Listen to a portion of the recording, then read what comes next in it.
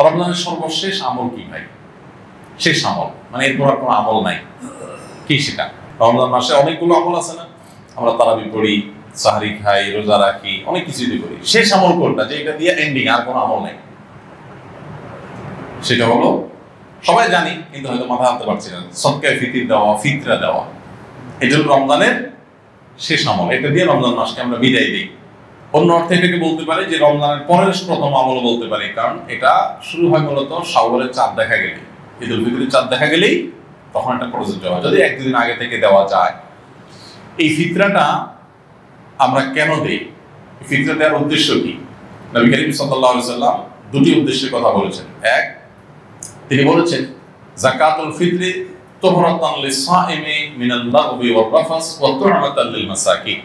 প্রথম কারণ হলো, তিনি বলেছেন যে এটা হলো রোজাদার ব্যক্তি সারা মাস জুড়ে যে সিয়াম সাধনা করেছে, ইবাদত বন্দেগী করেছে, যে মেহনত মুজাহাদা করেছে, এই সারা মাস জুড়ে ইবাদত বন্দেগী করার ফলে তার মধ্যে অনেক অর্জন যেমন হয়েছে, আবার অনেক ত্রুটিও ছিল। রোজাটা রাখতে গিয়ে সে কখনো অনর্থক কথা বলে ফেলেছে, রোজা রেখে অনর্থক বেহুদার কথা বললে রোজার প্রাণ আপনার ক্ষতিগ্রস্ত হয়, রোজা নষ্ট হয়, রোজার রূহ থাকে না, রোজার মান কমে যায়, কোয়ালিটিতে ঘাটতি হয়।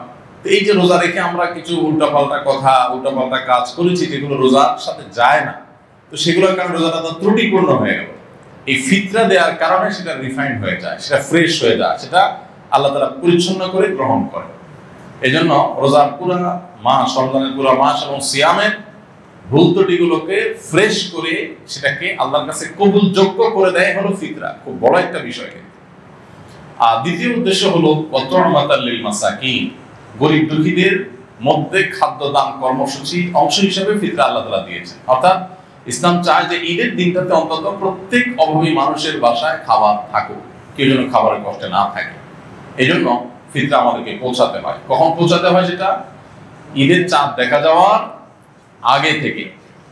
ফিতরা নিয়ে প্রতি বছরই অনেক আলাপ হয়, আমরা সেই দীর্ঘ আলাপে যাওয়ার সুযোগ সময় নাই। শুধু এইটুকু বলি, আমরা প্রায় সবাই আমরা ফিতরার সর্বনিম্ন পরিমাণটা দেওয়ার চেষ্টা করি। নবী করিম সাল্লাল্লাহু আলাইহি ওয়াসাল্লাম ফিতরার যে অপশনগুলো রেখেছেন সেগুলো কিন্তু বিভিন্ন রকম, ভ্যারাইটি আছে। সেখানে একটা অপশন আছে সর্বনিম্ন, সেটাই আমরা নেই। এবং প্রতি বছর আমরা খোঁজ করি যে ফিতরা এই বছর কয় টাকা ধার্য হয়েছে, 115 টাকা, তো দিয়ে দিলাম, বেঁচে গেলাম। যদিও পুরো পরিবারের তরফ থেকে দিতে হয়, পরিবারের কর্তা যিনি, তার ছেলে মেয়ে, তার স্ত্রী, এমনকি ছোট বাচ্চা কাচ্চা, তাদের সবার পক্ষ থেকে, তার একান্নভুক্ত যারা তার বাসার সদস্যের মতো, এমনকি যে কাজের লোক, যারা বাধা কাজের লোক থাকেন, তাদের তরফ থেকে, এই সবার তরফ থেকে পরিবারের কর্তা দিয়ে দিবেন। এখন সবাই দেখে যে ফিতরা কত ধার্য হয়েছে। ভাই, ফিতরা সর্বনিম্ন যদি 150 বা তার সমমূল্যের খাদ্য হয়, তো ফিতরার সর্বোচ্চটা কিন্তু 1000, 2000 বা আরো বেশি হতে পারে। আপনি কিশমিশ দিয়ে দেন তাহলে একরকম হবে, আপনি গম দিয়ে দিলে আরেক রকম হবে, খেজুর দিয়ে দিলে ভিন্ন রকম হবে। তো অনেকগুলো অপশন আছে। তো আমরা সর্বনিম্ন গমের আইটেমটা বেছে নিই, যেটা সবচেয়ে সস্তা, এটা দিয়ে আমরা দেওয়ার চেষ্টা করি। কারণ আপনি কিশমিশ যদি চিন্তা করেন তাহলে কিশমিশের কেজি কত আর গমের কেজি কত, অনেক বেশ কম হয়ে যাবে। এই জন্য আল্লাহ তাআলা যাকে যতটুকু সামর্থ্য দিয়েছেন তিনি সেইভাবে ফিতরা দিবেন। এবং ফিতরা হিসাবে যদি আপনি খাদ্য দেন অথবা নগদ টাকা দেন, আমার পরামর্শ হবে ওয়াজিব ফিতরা তো ওইটাতে আদায় হয়ে যাচ্ছে, এতে কোনো সন্দেহ নাই। নফল হিসেবে যেহেতু ফিতরার উদ্দেশ্য গরিবের বাসায় খাবার পৌঁছানো, সেই যুগে নবী সাল্লাল্লাহু আলাইহি ওয়াসাল্লামের সময় গরিব শুধুমাত্র এই প্রিন্সিপাল ফুড এগুলোর উপর নির্ভর করত। চাল, ডাল, আপনার ডাল তো না, আপনার গোশত অথবা আপনার আটা, ময়দা কিংবা গম, এগুলোর উপরে নির্ভর করতো মানুষ। কিন্তু এখন মানুষের জীবনের যে আপনার জীবন ধারণের যে পদ্ধতি, প্রক্রিয়া, মানুষের যে লাইফস্টাইল, সেটাতে যথেষ্ট পরিবর্তন হয়েছে। তো ঈদের দিনে গরিবের হাসি, গরিবের আপনার আনন্দ, এটাকে পরিপূর্ণতা দেওয়ার জন্য আমার পরামর্শ থাকবে যে ফিতরা হিসেবে যা দিচ্ছেন আপনি এক্সট্রা হিসাবে, এটা ফিতরার অংশ না, বোনাস হিসেবে নফল হিসাবে আপনি তাকে পারলে 2 কেজি মুরগি কিনে দেন।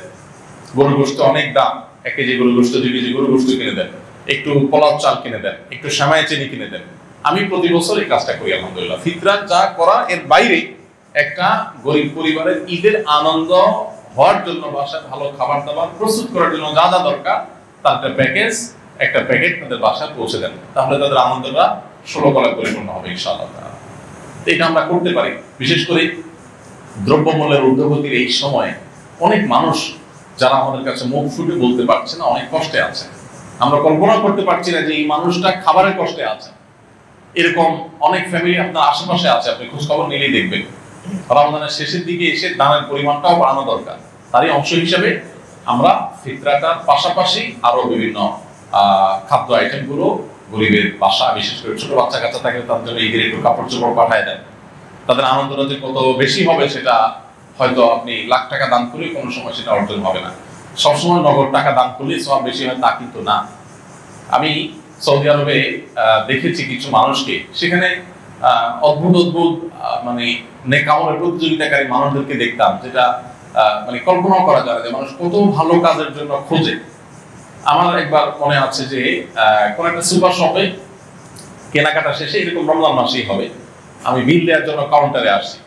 তো এক সৌদি নাগরিক আমার লেবাস পোশাক দেখে বুঝছে যে বাংলাদেশি।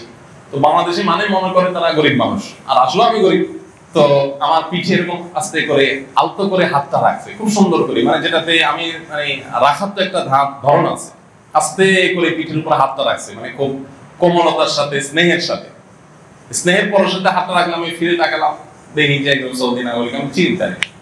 তো সে বলতেছে যে যদি তুমি মনে কিছু না করো তোমার বিলটা আমি দিতে চাই। আমি দুনিয়ার বাজার করছি, হয়তো ঈদের জন্য বাজার করছি, তো কয়েকশো রিয়াল হয়েছে। উনি বলেন যে যদি কিছু মনে না করেন আমি দিতে চাই, হাদিয়া, গিফট, জাস্ট গিফট। তখন কি বলা যায়, গিফট দিবে, নিষেধ করার কিছু নেই, বলো ঠিক আছে। তখন উনি দিবেন। আমার কাছে আইডিয়াটা খুব ভালো মনে হলো। আপনি বাজারে চলে যান, বাজারে যে দেখবেন বহু মানুষ মাছ বাজারে কাচুমুচু করছে, ছটফট করতেছে, একবার এই মাসালা কাছে আবার ওই মাসালা যায়, তার মানে বাজেটের সাথে তার চাহিদা বা প্রয়োজনের মিলাতে পারছে না বেচারা। এই লোকটাকে ওরকম পেছন থেকে আলতো করে হাত বুলিয়ে তাকে একটু বলেন, ভাই আমি আপনার এই মাছের বিলটা দিতে চাই, যদি আপনি মন হচ্ছে না করেন।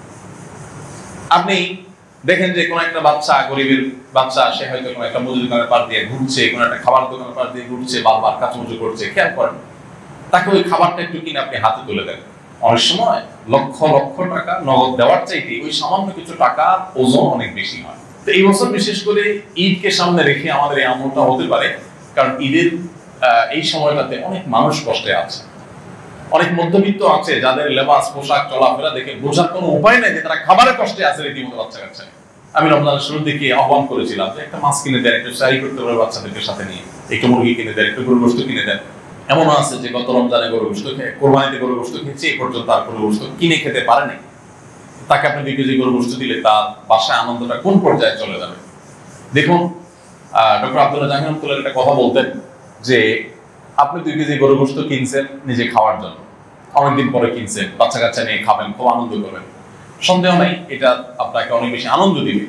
কিন্তু এর মধ্যে যদি আপনি দেখেন যে কোনো মানুষ খাবারই পাচ্ছে না, অনেকদিন পর্যন্ত না খেয়ে আছে, কষ্ট করছে, এই জিনিসটা তাকে আপনি দিয়ে দেন, বাহ্যিকভাবে মনে হবে কষ্ট হয়েছে, মূলত সেখানে যে আনন্দটা হবে ওইটা আপনি খেয়ে যে আনন্দ পাবেন তার চাইতে অনেক বেশি হবে। তো রমজানের শেষের দিনগুলোতে ঈদকে কেন্দ্র করে আমাদের এই সাদাকা দান, আমাদের আশেপাশে কারা কষ্টে আছে তাদেরকে খুঁজে বের করে তাদের মুখে হাসি ফোটাবার যে মেহনত, সেটা বেশি হওয়া দরকার। আল্লাহ আমাদেরকে তৌফিক দান করুন।